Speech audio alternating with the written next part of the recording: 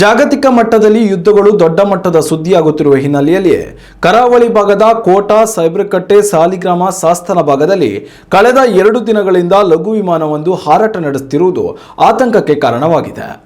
ಬಹುತೇಕ ಬಿಳಿ ಬಣ್ಣದ ಈ ಲಘು ವಿಮಾನ ಕಳೆದ 2 ದಿನಗಳಿಂದ ಇದೇ ಪರಿಸರದಲ್ಲಿ ಒಂದು ಕಡೆಯಿಂದ ಇನ್ನೊಂದು ಕಡೆಗೆ ಹಾರಾಟ ನಡೆಸುತ್ತಿರುವುದು ಒಂದಿಷ್ಟು ಆತಂಕಕ್ಕೆ ಕಾರಣವಾಗಿದೆ.